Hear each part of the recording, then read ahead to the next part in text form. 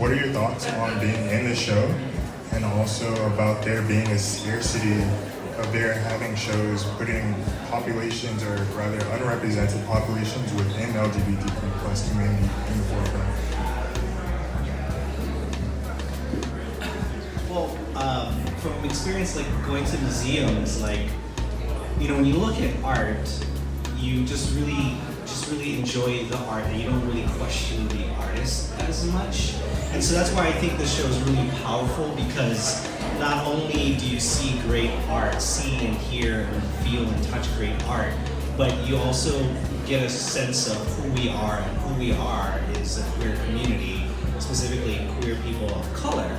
And that's what I think is great, and I think that really shows in the art itself. So I think this is really the first time where the artist is as much of the art as the art itself. So I think that's really cool and exciting about this show that we put together. So. I really appreciate this show. When I think about the scarcity model of it all, I think it goes back historically, right? Into the idea, the Western construct of what a museum and exhibit space is, that it was initially made for people of color to be put in cages and boxes, and for white people to look at us and dissect us.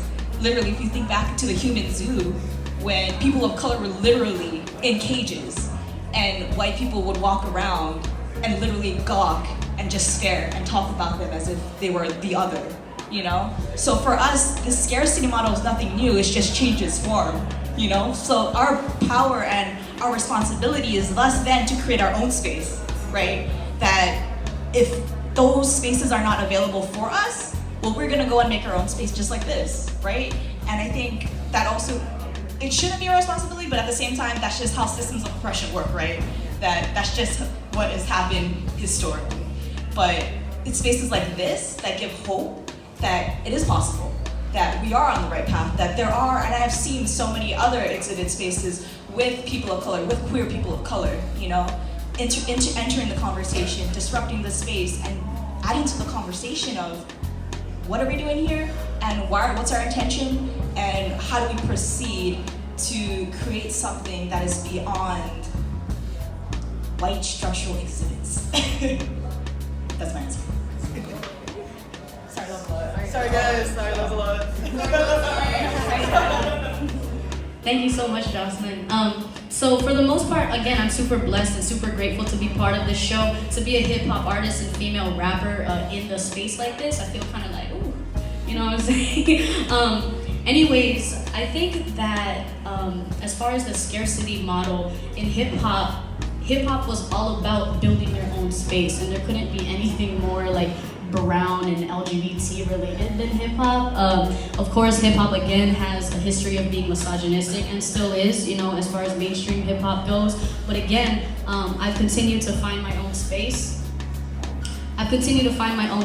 And by being consistent and believing in myself and believing in my art is why I'm here today, and my art is being showcased. And I think that's really what it's about, is just having pride in who you are and putting it out.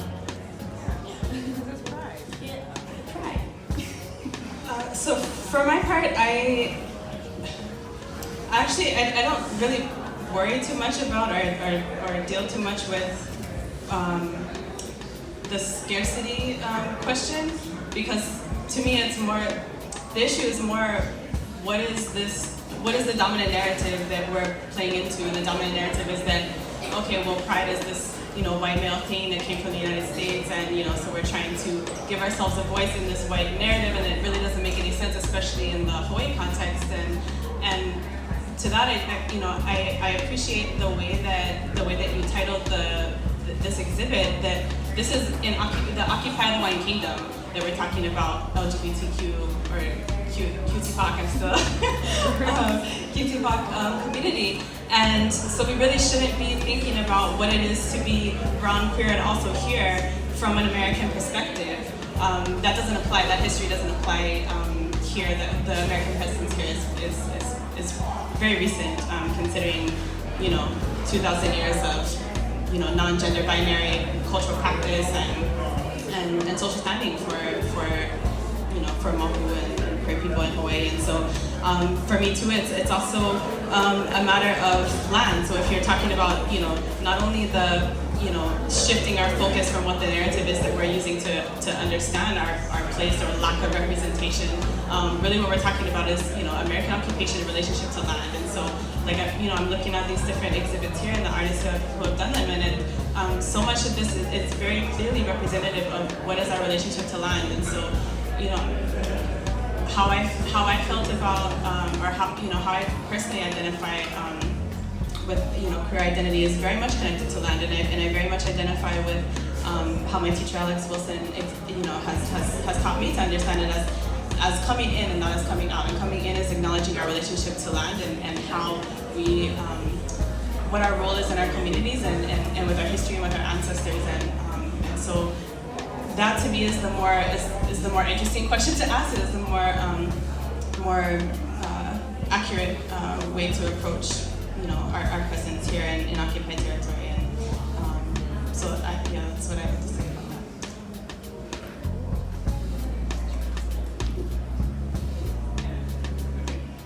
that. Does anybody else have any questions for the artists? Do you want to come up and ask it? Sure. We're all a part of this community here. So I keep hearing you guys, this phrase has come up a few times, disrupting space. I like it, and I'd like to know how and where we can see you.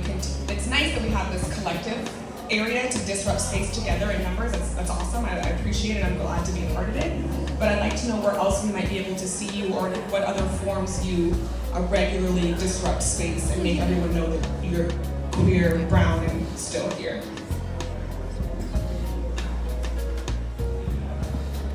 Well, I'm a regular local performing artist, so I actually have my first headlining show on October 27th at Hawaiian Bryant's, if you guys want to check it out. Just saying, female rapper, LGBT, U.S. Army veteran, second in my family to get a college degree following my mom, you know what I'm saying?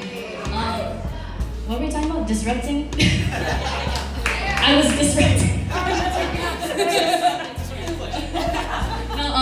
So I think, we live in a cool time where it's the age of the internet, bro, where Hawaii, as much as isolated as we are, we're really not anymore. I mean, check their followers, you know what I'm saying? Check their social media.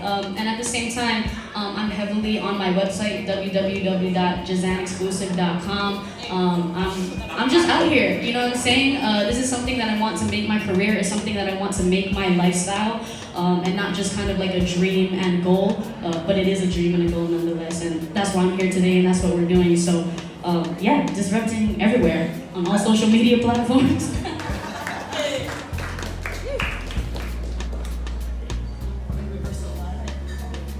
Well, for me, for my art, I'm kind of lucky where my art really focuses around, comic books, and so that's kind of like the gateway drug to all of my queerness. And I'm really fortunate where we live in a time where, drag queens are almost household names now. RuPaul is a household name now, and I love using that as kind of like the entryway into people's homes, because, just as normal as it is to, bring up X-Men in a conversation and everyone knows what you're talking about, I want that to be the same thing for drag queens and for like queer performers and things like that. So I use comic books to my advantage because it has a very nostalgic soft spot for people, where when they see it, it's automatically relatable to them. And so by using comic books as the medium, I can change around the subjects. So I just finished some paintings for local TV where I did some of Marsha P. Johnson and Sylvia Rivera, and I've also done ones of like Bayard Rustin, and a lot of people of like the LGBT movement that a lot of people don't know about. And I'm doing that using comic books as the medium, and so I'm fortunate that a lot of people get and understand comic books, so that's kind of my way I'm putting the queerness in the dialogue there. So. When I think about space, I think about visibility. So I think about my existence already is disruption. All of our existence is disruption already. You know, the idea that we are still alive is disruption because they tried to bury us so many times. So that's my answer. And if you want to follow my social media, you can follow what I'm doing. You know, I can put a bunch of plugs, but it's like, no, like, we're still here. You know, we're also here. So that's disruption. Oh, that's too much.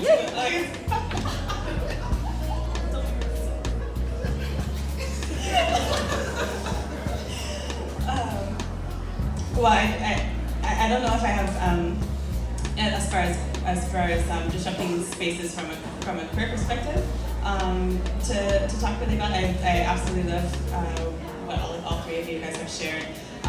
For me, I mean, I'm very much a, I hate to say like political activist, but I guess that's the terminology that most people understand. So I'll say that it's survival for I think pretty much all of us Native brown folks. We understand that what is activism is actually just our survival and our existing. So for me, disrupting spaces is really just reclaiming spaces, and it just very much is a land-based practice. You gotta put yourself on the land. You have to learn your history. You have to learn connect to your ancestors, and you're reclaiming space and reclaiming voice and narrative throughout generations, backwards and forwards, and on all sides. And so for me, that's the most important thing.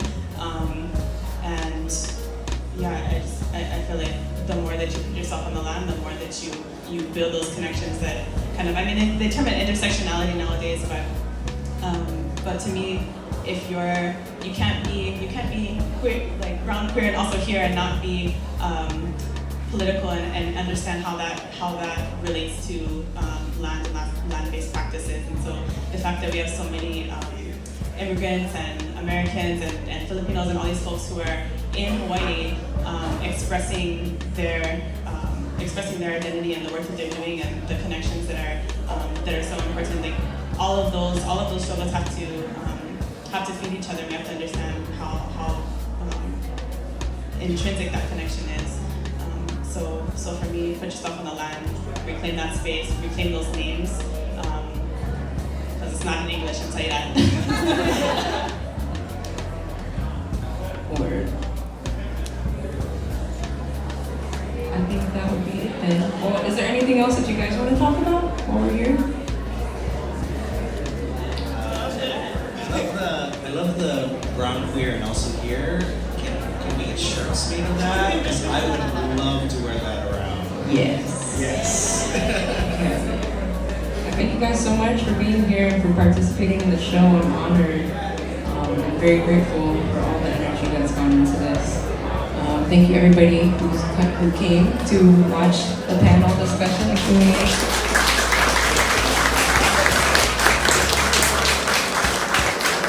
And in about 30 minutes, or around 8 o'clock, we're gonna have some live spoken word, and Jehzan exclusive will be rocking the mic again in a different way. So yeah, sit tight, stay tuned. Go look at some art, ask some questions, find the artists, go talk to them in person, make friends. We're here.